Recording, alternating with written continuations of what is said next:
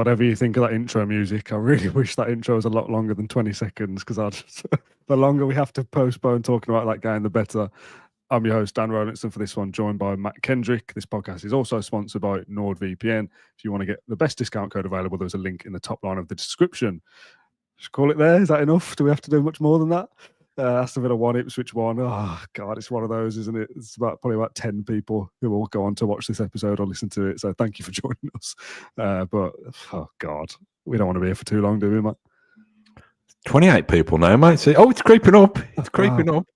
People, it's like thanks for joining us, genuinely. Like sticking needles in your flesh. Tough old couple of days, I think. Yeah, it's one of those ones. Unsatisfying is the word. It's probably quite an underwhelming choice of words. It's one of those games where, in old money, you're not going to go and queue up and buy the Sports Argus to read about that. Do you know what I mean? It's done. It's gone. Let's have a little natter and then let's get on with our lives. Yeah, Sean in the comments says, is the viewership really that result dependent? Yes. There'll be loads of people that just zone out now to Liverpool, and that's absolutely fine. My dad was saying on the way back, like, I won't want to go and speak about that now. Like, I'm not going to listen. I was like, yeah, fair enough. That's one less viewer this week. I think a lot of people think that because, like, if there's something negative and something to moan about, that kind of creates hysteria and like views are up, like the Arsenal fan TV kind of model, I suppose. But when we win, that's what's good for us, really. But people like being happy and positive, and we'll do our best to do that. But I'm sure there will be some moans and frustrations, and rightly so as well. I don't really want to play too much about, we're still 5 points off Europe, and well, the context, we're light at the back. I just want to have a bit of a moan because that was terrible.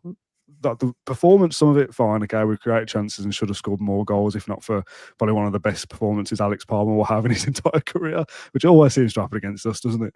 Do you remember the tangent here? Do you remember the Bristol City goalkeeper in the Championship at Villa Park years and years ago who played an absolute worldie? Do you remember that? I can't remember him now. He was suggesting he had the game of his life that day. Yeah, I can't remember what his name was. I don't know what he's doing now. He might still be at Bristol City, but he was unbelievable that day and cost us on the day. But I've told this dreadful result for Villa. I don't think the performance was that bad in parts. Like I say, we created a lot of chances. We didn't take any, but we created them, and there was some encouragement in that. We've conceded another soft goal, another avoidable goal, in my opinion. We've conceded again, just full stop. Not being able to keep clean sheets is a problem. So I just want to kind of wallow for 20 minutes rather than be like, oh, yeah, the season's not over yet. Like, we can do the context later, I think. Yeah, you wallow away. I don't. You probably are reading the room better. Well, not always, but I'm a shining light on your face. So you're like this sort of beacon of energy and hope and positivity. My little halo of bigger picture. It was a rotten result, and I think the biggest compliment that I can pay Ipswich is that there were times in the second half I forgot they'd got 10 men. Yeah. Take nothing away from them. I thought that was a fantastic away performance from them. And yes, they relied on the goalkeeper pulling out a few worldies and having the game of his life. Is he a West Brom fan, by the way? I don't know. I know they just signed him from there, but he looked good, didn't he? It's conceding that goal that's annoyed me, because I think if we hadn't conceded it, we'd have won the game. Well, we would have won the game 1-0 if we'd have scored our goal. But it's like you said, it's this habit of just leaving the back door open, regardless of the opponents and regardless of the combination of defenders who were allowed to have left on the pitch after half an hour of any game. I don't know. I've seen a comment in the comments, funnily enough, saying that we're on minus goal difference now. Is that right? Potentially, I don't know. I know it was close to that. We had to score a lot of goals to make any dent on the league. It is -3. So we did a lot of kind of ribbing of Manchester United last year for still being up and around in the top 6, but their goal difference was way worse than anybody around them. And we said things like, well, that's an indicator of their performances, like they're kind of in a false position almost. And that is how I feel about Villa to a certain extent now. I know we've dropped down to 9th, is it? I think, with Fulham winning, which is, Forest dropped points, Chelsea dropped points, Newcastle dropped points. We've gained a point on 3 of those if you really want to be super positive about it, but we should be gaining 3 on them. There's no excuses for not beating Ipswich. But it kind of puts Villa in a position of, well, our goal difference is a lot worse than some of the others, and that probably tells you what you need to know, that we're just not, our performances don't match where we are in the league, and we can still add that context of we're not too far away from the top 5. We're also not that far away from 11th. So you can kind of spin any narrative whichever way you like. Villa at the moment aren't good enough to finish in the Champions League places, and that shouldn't be a surprise to anybody. I'm not convinced we're good enough to finish in any European places at the moment on performances like today. There has to be a massive improvement very quickly, but I'm still not going to be, well, that's the league done and dusted. Let's just focus on the FA Cup and the Champions League. Villa can put a run together at the back end of the season, and they're going to have to. I think we got, is it 13 games left or something like that? We probably need to win 8 or 9 of those to even give us a chance of top 6, and even then that might not be enough. At the moment, after what we've just come back from, winning 8 or 9 out of 13 doesn't seem doable to me. It is, theoretically, but it doesn't. Would I put a bet on now that Villa will finish in the top 6? I don't think I would. Would you? I don't know, because I don't know how raw we are after a disappointing result. You know, well, if we beat Liverpool, I'll be going, no, top 5. Well, of course you will, and I'm a more measured, kind of experienced gentleman who just tries to stay on the level. Unless I'm upset. I am upset about something, but I'll tell you about that in a minute. I'm upset about Villa as well. The ridiculous thing is, if we'd have won, I know it's a big if. You know, if my auntie had, etc., she'd be my uncle. We're 6 points off the top 4 still. I mean, what's going on with this league? Oh, yeah, I know. It's kind of says Villa a bit last about season, everybody, might have gone and won the league. It's just ridiculous, and you know, results in that cluster of clubs you could say have gone for us. You know, with a couple of those around us losing today, and yet we still go and blow it. What was your question? Would I bet? I still think we can finish in the top 6 and still finish in Europe, and I actually still think that we will do. You know, I know we didn't quite make the second breakthrough for the second goal today, but we've got such an embarrassment of riches in forward areas that even in a kind of stodgy game where the opposition are sitting in, and then when they get a man sent off or having to sit in, we still created. You know, if Palmer wasn't in that kind of form, we'd have scored 3 or 4 goals today. Yeah. So I don't want to be too doom and gloom. I am frustrated. I am disappointed. I am annoyed because I think it's a missed opportunity. But I'm not as annoyed as you to write off our prospects of finishing in the top 6 this season. No, I don't think I'd go as far as that. I've written it off. I agree we can still finish in the top 6, but if you ask me right now, will we? I don't think we will. I think we have to improve a lot for the remaining 13 games, and of course that's doable. I think at this point in Emery's first season, we weren't even in the top half at this stage. We went on to finish 7th by putting a run together. So of course it's doable. Maybe Villa will go all the way in the FA Cup, and that is their route to Europe. You know, again, still possibilities ahead of us for me not to be like, well, let's just jack in the podcast for the next 3 months because nothing's going to happen. Of course, let's not be silly about it. But also, I can't really get too far on board with like, well, the others drop points as well, because there's just no excuse for not beating Ipswich at home. Like Newcastle had a tough game. Forest have had a relatively tough game, I suppose, as well. Chelsea have Brighton, but they're not playing very well at the moment. It just puts pressure on us now to get results in the games that you would expect are harder. But there is also a flip side of me that thinks, well, we'll probably play better against Liverpool or play better against Chelsea because we tend to play better against the better sides that are going to leave space and try and come on to us. Like Liverpool might come to Villa Park on Wednesday and score 2, but if we're in the mood, we might score 3, and that's great. We win the game, happy days. But playing in the game when we expect to win, I expect us to beat Ipswich at half-time when they go to 10 men, you're going, come on, there's no way we can't win this, surely. And again, we find ways not to. Sheffield United last year, Man United this year, crap 0-0. Bournemouth, we throw away the points in the last kick. Like, there's enough kind of evidence to suggest that we're a little bit soft and a little bit weak. Now, I don't know whether if you put all those together, that's a top 6 side. At the moment, we're going to have to go and win a lot of games basically at the back end of the season. And at the moment, I don't back us to do that. I don't know. Was that a question or a statement? I don't know. It's just a statement. I'm just waffling for a bit. I'll do another 10 minutes. We can pack it in. I don't know, Dan. Like I said, I tend to. I thought it was crap today. Again, the fact that went down to 10 men fairly early. I mean, when did he get sent off? Was it after Just in the about first half, wasn't it? yeah, it was after about half an hour or something like that, was it? Yeah, a bit later than that, I think. Maybe a little bit later. I fully expected us to win. I approached Villa Park today with a spring in my step, and thought we'd win the game. Not comfortably, because I don't think we necessarily do comfortably when we think we're going to do comfortably. But I thought we'd win the game. I thought when we got the equaliser, we'd go on and win the game. Wasn't for the want of trying. No, we've created chances. Like we said, the keeper's in great form, and if one of those goes in, we do win this game 2-1, and we kind of go, well, that was a little bit stodgy and crap in places, but we won.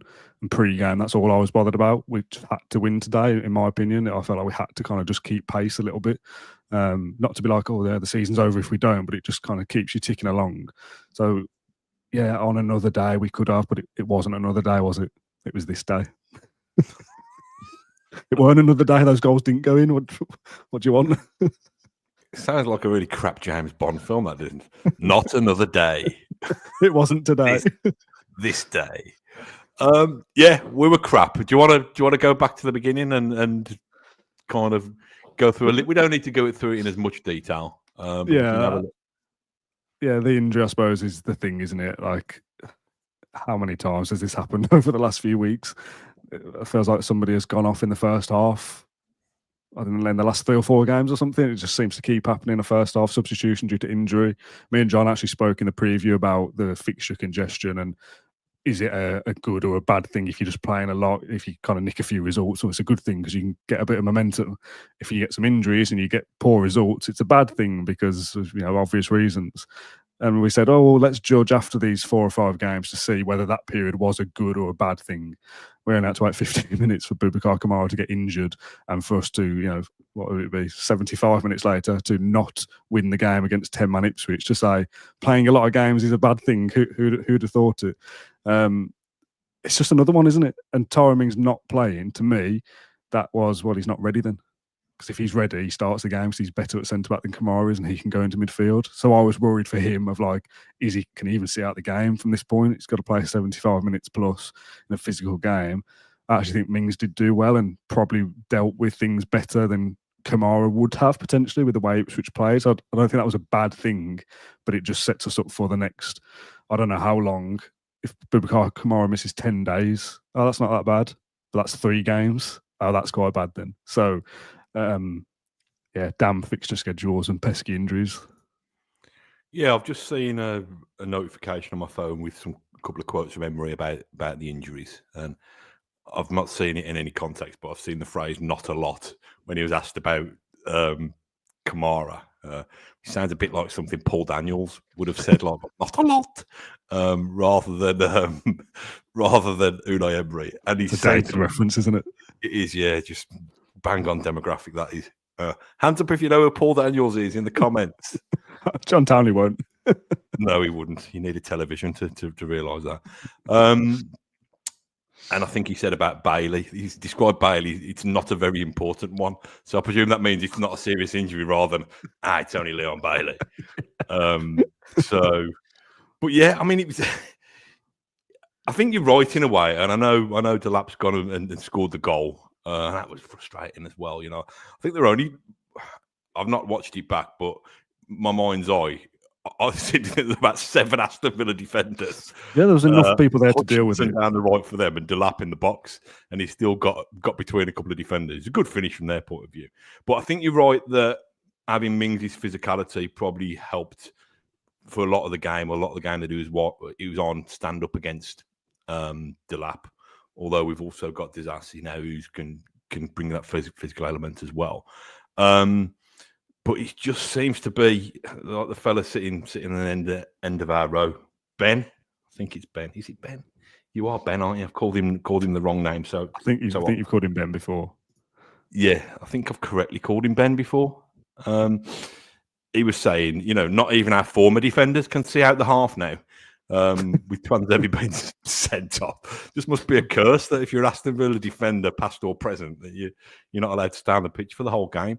I did find it. I I did find it amusing. There's this stat that's been doing the rounds that we always concede against from the first shot. The first shot that's the first shot on target against us. I like the way Kamara tried to test that theory by having a shot at Emi Martinez in the bizarre, wasn't it? 2 or 3 minutes. Is that not a back pass? I don't know. I thought it was at the time. I've not seen anything back. There wasn't much fuss made from either side at the time when you'd suspect it would be. But yeah, that was weird. It was a weird start to the game, wasn't it? We went up the other end straight away as well. It was like, oh, this is going to be a weird game. It was like the Rodgers non-penalty shout. Did you think that was? Do you think he cleared him out? In real time, I thought it wasn't anything. I thought Rodgers was kind of playing for that. Right. Like, I'm going to go down here because that's the thing to do. Whereas I don't know whether the chance was like available to keep playing or whether he thought, I've lost this, I'll just go down. Yeah. Again, not seeing it back, but I didn't think it was a penalty at the time. Is that not a booking then? For Rodgers? Well, I said that at the time. If it's not a foul, surely it's a dive and it's a yellow card. But we've seen that recently with another player as well. That I think for the opposition, well, if it's not a penalty, surely he's dived and he's not been booked. So I don't know what they put it down to. Just a coming together and play on potentially a free kick. But let's all kind of get on with it. Yeah, no, just curious. So it was quite a bizarre start to the game. I just thought it was one of those ones where we'd crank into life. We probably need to. I think. Was it Watkins who had that good chance, the big kind of ping ball over the top by Disassi, and then he scuffed it, got his angles wrong, and I don't know, there were just a few signs that this is not going to be as straightforward as we thought, although most of us have seen Aston Villa play before, so we probably were aware that it wouldn't be as straightforward as we thought. Yeah. I'm going to get to a couple of comments, and this will be probably our kind of, I want to say our last talking point, but we're getting there, I think, about the style of play. And we're kind of being criticised in the comments and not talking about it just because we haven't got to it yet. And I've absolutely spoken about this before. From Disassi, he's not in the comments. From Jay, who says, Disassi knocks a long ball up and Watkins is one-on-one. We have to change it up. Playing from the back puts us under too much pressure too often. It's injured Kamara today. We have to adapt. I'm inclined to agree, and I'm going to read them all out, then we'll speak about it. He also says the ponderous playing out from the back is really frustrating. Beaky Blinder says, these daft lads are missing the point, clown emoji. Why don't these two boys discuss the style of play? Playing out from the back, ? Now, the playing out from the back thing, we've spoken about it a million times. Like, let's not forget, it got us to where we are, right? So let's kind of put all that to one side. The playing out from the back thing got us to the Champions League. However, we have spoken a lot about when you're losing, it's so annoying. Just do something different. The Disassi thing earlier in the game is the perfect example. The Matoma goal, potentially one of the goals of the season from Brighton yesterday. A big hoof up, player controls it, scores a goal. That's football. It's a very simple game sometimes. And I feel that we, as Aston Villa, as Unai Emery and his coaching staff and whoever's involved, we're trying to overcomplicate it. And for what? Like, yes, sometimes as we saw against Tottenham, you'll play a great counter-attacking move. You'll play a few around the back. Rashford, nice touch. Rodgers is in, whatever. That's great. We all like to see nice football because it got us to where we are. When you're losing against 10-man Ipswich or drawing even, and you're Tielemans to Disassi, to Garcia to Disassi to Tielemans, it's like, can we not try something different to trying to cause a bit of chaos, a long ball up, and let's not kind of get too carried away here that Unai Emery knows far more about football than us two boys do. But it is frustrating as a fan to sit in there and go, come on, let's try something different, because a long ball up and then a lucky bounce, Watkins is through on goal and maybe he scores, maybe he doesn't. But also let's just try something different. So the style of play is a problem in some ways. When it's working, it's great. When it doesn't work, it looks very one-dimensional, and that is a problem. And that's on Emery and the players to change. Whether it's a tactical change that we do something different, or a personnel thing that we need better quality to be able to carry it out more often, I don't know. I don't have the answers. But that frustration is definitely there from the style of play, to be sat in the ground going, do I really just have to see these guys like pinging it around? Oh, it's 5 minutes left. Can we do something different? Yeah, I mean, I think it's a tempo thing rather than a style of play thing, because it's the same thing, isn't it? But if you've got 10-man Ipswich who aren't really going to venture much, they're not going to defend from the halfway line when it's the second half, and they've got if you pump it long, if we were pumping it long for 10 minutes and everything was cleared away from Ipswich, we'd all be going, what are we pumping it long for? Let's try something different. But I think we just need to change things up a little bit. And pace is probably the better way of describing it. We've said before, haven't we, about playing quicker, playing on transition, playing on the counter. That suits Villa. That's what we're good at, and we don't see us try it enough. Playing these nice one touches and being quick and having pace around you and forward runners definitely works for Villa. When we're slow and ponderous, you kind of look around and think these players are better than this. What are we doing here? Yeah, listen, it's easy said than done, but I just think we can zip the ball a bit faster. I thought that was a good thing about Disasi. He was smacking the ball into people at times today. Sometimes too much on a couple of them. Force the issue a little bit too much first half. But I think when we've had lots of success in previous seasons, we have had that slow, methodical, patient build-up where we've got the ball, we've advanced the ball to good areas. And then it's been something different. It's been Leon Bailey who's been able to commit his man and get round the back. I actually think we're still quite good at manoeuvring the ball into good crossing areas. But it's when you get, to that stage.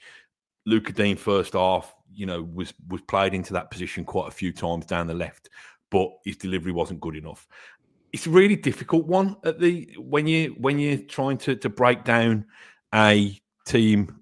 For the second goal, Ipswich were going to defend for their lives, weren't they, to keep the second goal? Yeah, like the time wasting stuff is very frustrating as a fan being in there.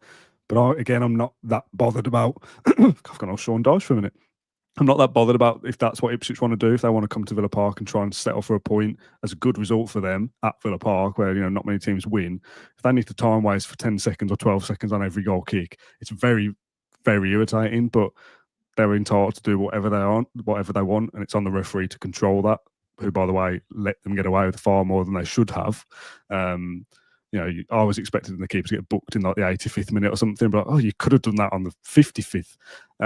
But they're entitled to play their way they want it. It's on Villa with, like you say, an embarrassment of riches of options going forward to go and kill the game then, especially against 10 men. Yes, it might be difficult to break them down, but you've got Champions League winners here sat on the bench to bring off. Like, we're not talking about Championship days of like, okay, we're a good side here, but there's still a level. Like, our players are more talented than Ipswich is, but they had, I don't know, the better concentration or the better desire or whatever to hold on to what they'd got, whereas Villa struggled to put anything together to break that down. It's on us. I'm not going to blame the referee or the way Ipswich want to play.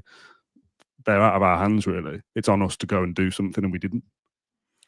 Yeah, I mean, on the ref, I thought he was one of those ones that he was a very busy ref who wanted to be seen a lot. So, I mean, it annoyed me.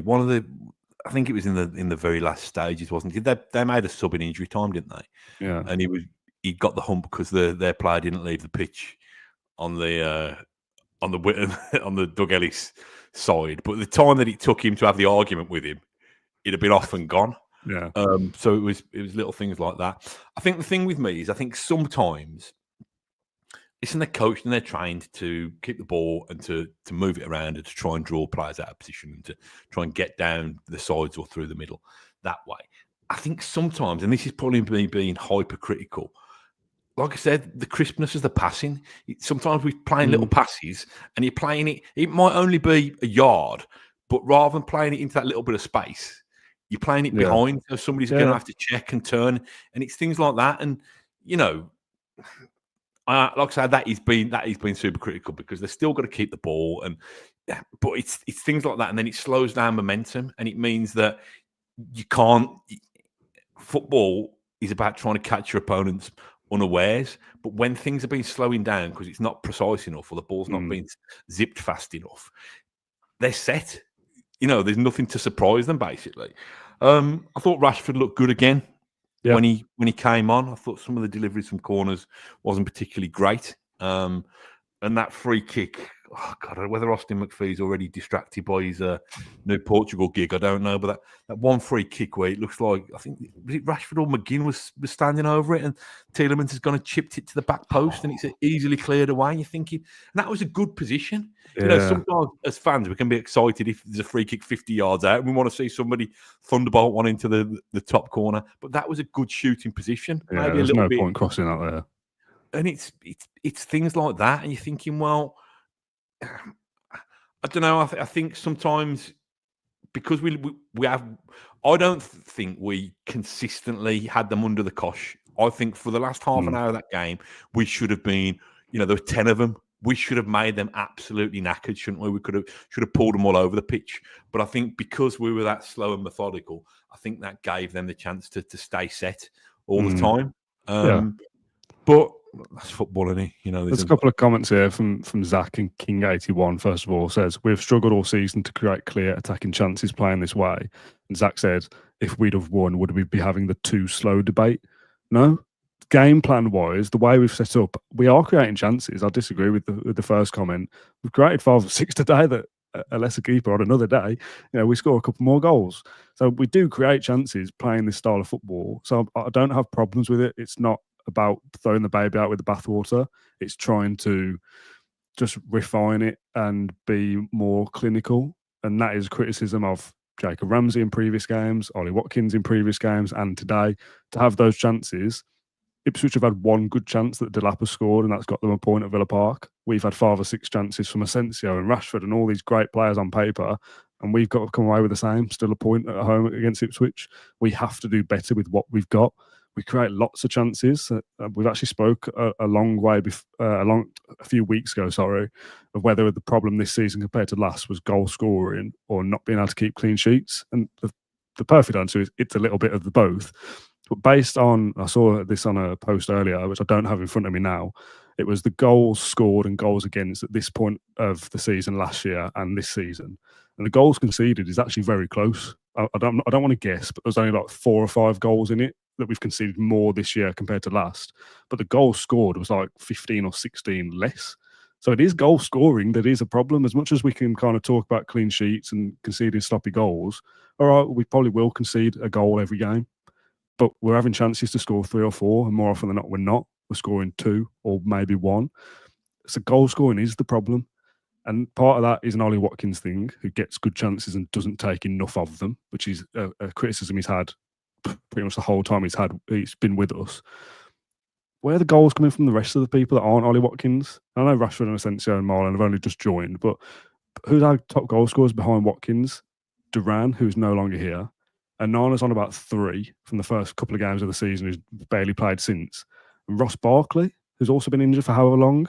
Where's your goals from Bailey? Oh, Rogers as well. Sorry, I forgot him in the comments.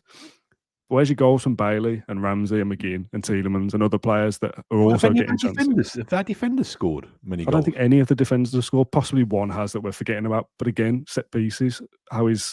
He's been injured, but Tyrone Mings should have a couple of extra goals, surely, for the size that he is and the presence he is in the box. Luca Dean can take a good set piece. How has he not scored a free kick here and there? Like, there should be, as much as I am absolutely on board, like Watkins has to do better, and I'm not kind of coupling that with he's not good enough, because he is, but he does miss chances. You've got to put some responsibility on the others as well, who should also have more goals than they have. It's a team game. They also need to contribute. And again, going forward, maybe Rashford starts from here on in and he scores 6 or 7 goals in the remaining 12 games and he contributes. Great. But that has to come pretty quickly for Villa to put anything together. Conte scored against Wolves, apparently. Yeah. I mean, I think the key thing is that Emery ball, when it works, even if it's we've only got one plan and we're one-dimensional, it's a pretty good dimension. And when it works really well. I think set pieces, especially when you maybe it's because I'm Villa, but I couldn't name too many other set piece coaches. When you've got your own famous set piece coach, you need to be trying to be up there. I don't know. I haven't got the stats in front of me, but I should imagine. I think we've scored the second most set pieces in the league. Have we really? I saw that stat a few days ago. I don't know whether it's still true. I think Arsenal were top and we were second, potentially, on something like 9. Now, I don't know what really counts as a set-piece goal, how many phases after the initial set-piece. Today, I suppose that's a set-piece goal, isn't it? I don't know.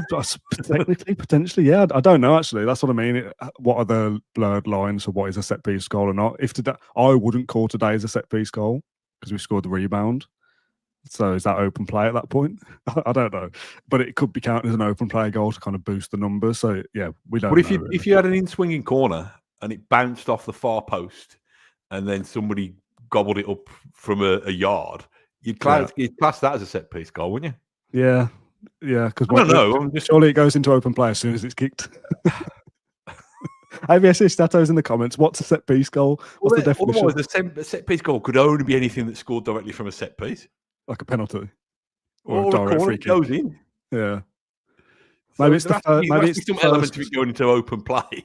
Maybe it's the first contact. If it's the first header from a corner, it's a set piece goal. If Konsa heads it onto Mings and Mings scores it, maybe that's not a set piece goal then. Don't know. Anyway, we've found a flaw in the system here, haven't we? Don't really care. I think the thing is, when we've discussed it earlier, it's how do you try and break down a team that's really well set? And I don't think we've found the answer to that. No. And it can't really be a quality of player thing, because if you think we finished that game with Ollie Watkins, Rashford, Asensio, Morgan Rogers, all on the pitch, we've got the quality there. It's just, are we doing enough to pull the opposition out of position to try and create those opportunities? So yeah, it was. I don't. Are you one of those ones? It's a good thing that we've got another couple of games at Villa Park to cheer us up, or you're fearing the worst now on Wednesday night? Well, I was going into this week thinking if we can beat Ipswich and get something. I'm not sure about Liverpool. I know that they can be a little bit temperamental of late, potentially, let's say, with the Plymouth and Everton results, but they're, I don't want to say freaks, but Everton is Everton. They seem to cause Liverpool one or two bad days a season every year. Plymouth is, they changed the whole team, but again, probably still shouldn't be losing. Are Liverpool a wounded animal and need to come out and just win and come to Villa Park and are better than us? Potentially, yes. But I think Chelsea are beatable, but I thought Ipswich were beatable. I think, as I've said before, about looking at games in couples, if we'd have won today, a point against Liverpool or Chelsea would have been a decent kind of run of results. Because we've only got the point today, we've now got pressure on us that we kind of have to beat Chelsea to maintain any kind of level of pace. I'm not saying we have to beat Liverpool, so I think a draw is a decent result there, even though we are at home. But it's just about putting a bit of momentum together. So it goes both ways, doesn't it? It's like, is it a good time for an international break or not? If we're going to keep getting injuries, I'd rather we had the break. But there is an opportunity to put something together potentially. And I do think we played better against the better sides as well. So I don't know. I think we'll all feel a lot better on Wednesday night if we've done something against Liverpool, even if it's only a point. I think it could have just been going into those games with a much better setup. Because the last couple of weeks haven't been great, have they? 2 points from West Ham, Wolves and Ipswich. 2 points from Ipswich in both games. There's no way of dressing that up as being their bad results. You could have lost 2 of those games and won one of them and had a better end result points-wise. So 2 points from those 3 games is poor. If you don't get anything against Liverpool and Chelsea suddenly find a bit of form and they get something, you're then on a really pretty bad run, even though you're only a couple of games in the space of a week. So it's on Villa, it's on Emery, it's on the players to do something on Wednesday and Saturday. Like, yes, we've got injuries. Deal with it. So have a lot of other teams. It's out of your control, isn't it? We should still have the talent to go and beat. And we all say, don't we, all back Villa at Villa Park. So, of course, I'm not just going to write the games off, but it's not going to be easy. And the performance that you've just seen today, despite creating chances, you do worry for us a little bit, I think. I'll tell you what I thought today. I thought the atmosphere was really, really crap. We get that quite a lot, don't we? These kind of games.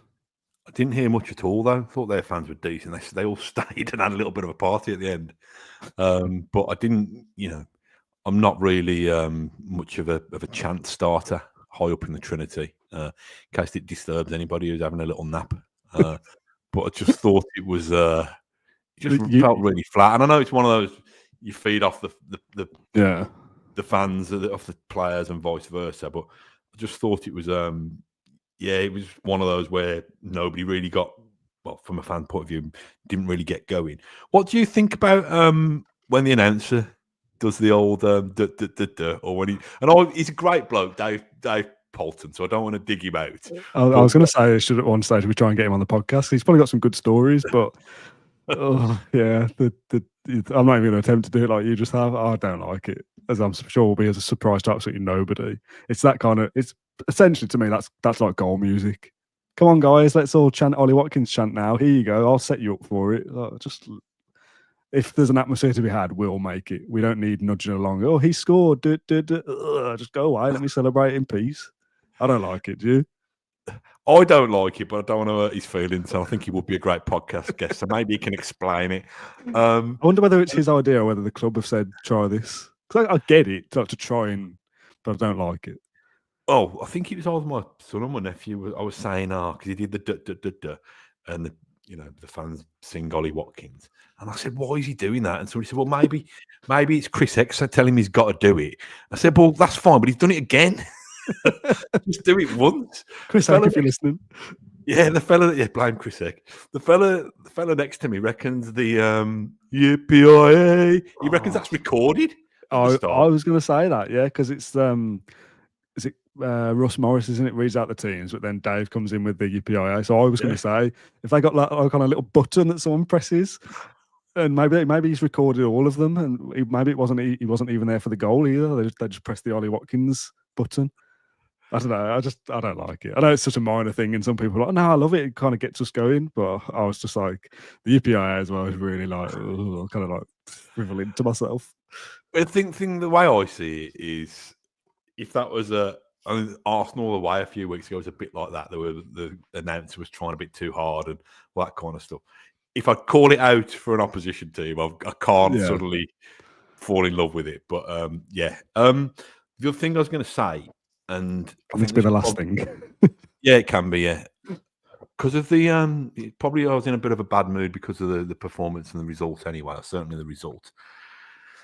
What's your view? And hopefully you share the same as me. And I want to call out anybody who doesn't in the comments.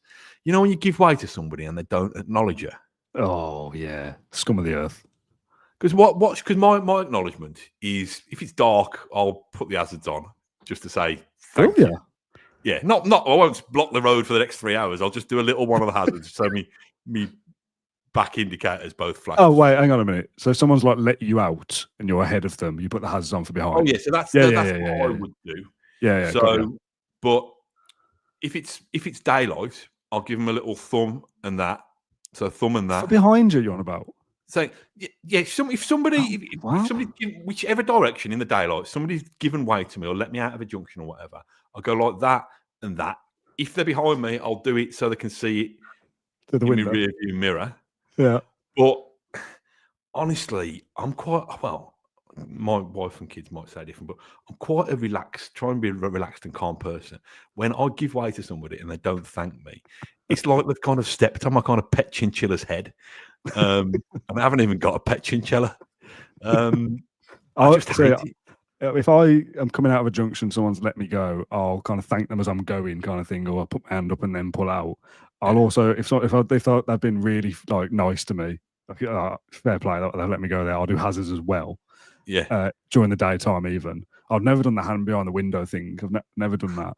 I always thought you meant like the opposite way, like you've stopped for somebody to pull across you into a car park or something. If they go across without thanking, I'm like, I won't even do what I would do because I shouldn't really even show it. But I'll be like, giving them a bit of like, can't even put your hand up, you lazy fuck.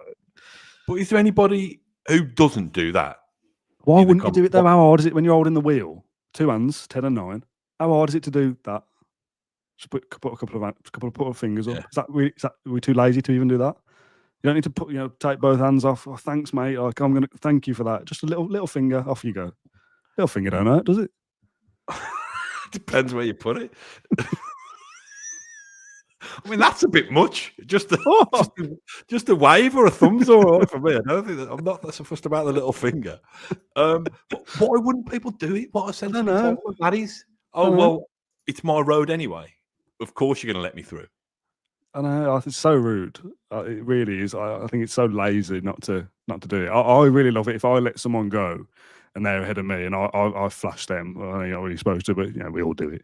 If I flash them and they put the hand up and I've gone fair play, they've acknowledged it. And then as they're driving off, they do hazards as well, like I do. I go, oh yes, he's a good driver to follow. Oh shit, they're a good driver to follow behind. They understand they're part of like my community. They treat me in the same way I would treat them. Someone pulls out and they don't even say anything. Taxi drivers are the worst for that.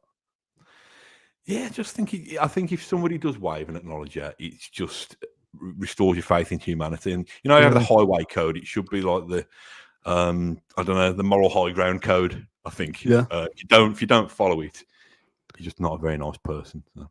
I thought the thing you were going to discuss, and we will do this very quickly. Kat Cannon says the game was bad. If we're talking about this, yes, we could have started with this, to be honest, and left all the match stuff. Prize where it lies. Can we touch on that very, very quickly? For me, so the current format, for anyone who doesn't go, big disc on the pitch. People have to kick from the touchline to get onto the disc. Wherever they land, they win some crap prize, pride points or whatever. You might get a club voucher if you're lucky, depending on where it lands. And there was a stage where it was like season ticket holders or whatever, and it was adults. And they changed it to kids. Which I kind of get, like kids, go and try and win something. And they move the disc further in. But for me, that's not really what it's about. I want to see 50-year-old Dave slip on his arse because he can't do it, or 60-year-old Stephen, I don't know, put it out for a throw in. Like, I want them to be rubbish. Do you? Do you like it when they win? Well, I needed a wee at half time, so I ran up to the top of the steps, and then they got prize weight lies going quite quickly today. It's only like 2 or 3 as well, and it's like, is it really worth getting all that out for that? Well, they did it, and I thought, well, I don't want to miss it, so I actually stood at the top of the steps, like nudged some bloke out of his seat so I could watch it, and then I thought, well, fair play to little Jake. I think 2 kids did one, but it's kind of, I want to see people who aren't good at it fall over, and I'd like to see like a rolling, just like, let's just keep going until someone does it, and if they're all crap, that's funny. Yeah, I wish that what's one of the final rounds of I'm a Celebrity when they have to go up that mountain and there's all like obstacles being thrown. Yeah, like beach balls being thrown at and stuff. Yeah, I think prize weight lies should be like that, and it should be like a Royal Rumble, and you should start with about 20 people on there, and whoever kind of stays on there, like water it, just kind of put get it soaking wet, and whoever stays on it at the end, I don't know, gets 50 reward points or something. You know what I mean? Make it worth a while. Yeah, worth fighting for, exactly. Right, okay, let's call it a day. Thanks everyone who joined us live. Almost 300 people watching this nonsense on a Saturday evening after that result. Thank you very much for joining us. There's plenty of other Villa podcasts out there, or you could have just zoned out for the next couple of days like some other people will do. If you could leave a like and comment and all those kind of things, it will help this measly video reach some audience. That would be handy. Thank you very much. If you're listening on Apple Podcasts or Spotify, there are comment sections and review systems on those platforms as well. So if you want to support the show, you can do so there. Matt, thanks for joining me. I'm going to see a lot of you over the next week, I suppose, with 3-2 home games, Liverpool and Chelsea, and Cardiff at the back end of the month as well. So you'll be on the podcast plenty. Me and somebody else will do a Q&A on Monday or Tuesday to preview Liverpool in some instances. So stay tuned for that if you want it. But until then, thanks everyone for watching or listening to this episode of the Claret and Blue podcast, and we'll see you then. Bye-bye.